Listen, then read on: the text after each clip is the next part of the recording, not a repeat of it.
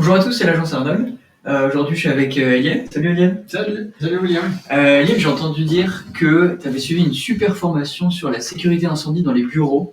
Est-ce que tu peux m'en dire plus? Absolument. La semaine dernière, j'étais à l'Ordre des architectes et il y Mhm. avait une formation passionnante sur la sécurité incendie dans les bureaux et j'ai pensé que ça pouvait notamment intéresser nos clients investisseurs. D'accord. Et je vais vous expliquer pourquoi.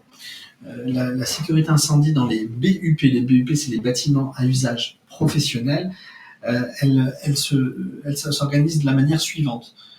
Elle est décrite dans le Code du travail. Tout le règlement incendie des bureaux va se retrouver dans le Code du travail.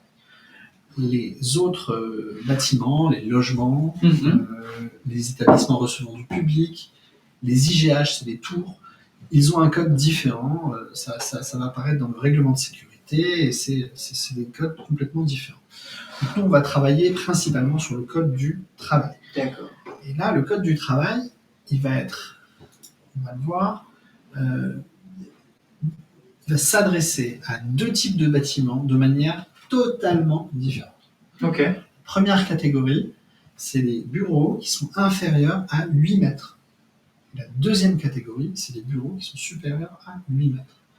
Et le règlement incendie entre les deux types de bâtiments n'a rien à voir. Il est beaucoup plus exigeant sur les bâtiments supérieurs à 8 mètres. Ok. Vas-y. Puis on parlait aussi tout à l'heure des IGH. Les IGH, c'est les tours. Et là, on a un règlement totalement différent. Donc, on a une tour de bureau ou des bureaux qui sont situés dans une tour de logement. Là, on parle d'un autre code. C'est pas dans le code du travail. C'est dans le règlement de sécurité. C'est complètement autre chose. Et là, c'est là que je voudrais alerter nos clients investisseurs. Lorsque vous faites un achat, j'ai parfois eu des coups de fil de gens qui me disent bah voilà, je suis en promesse de vente. J'ai j'ai trouvé un super prix mais c'est en IGH et je sais pas trop ce que c'est. Eh bien, faites très très attention. Le règlement incendie en IGH, il est très exigeant. C'est le plus complexe de la réglementation en France. Et on peut rentrer dans des délais administratifs qui sont très longs et dans des coûts de travaux qui sont exponentiels par rapport à ce qui se fait par ailleurs. Ok. Vraiment, appelez-nous, faites-vous accompagner d'un expert, prenez un bureau de contrôle, prenez un coordinateur sécurité pour ce genre de projet. Pour revenir sur les bureaux qui font plus ou moins de 8 mètres, par exemple, imaginons que dans mon immeuble, j'ai un toit terrasse ou une mezzanine. Est-ce que c'est considéré dans le décompte des plus ou moins de 8 mètres? Non.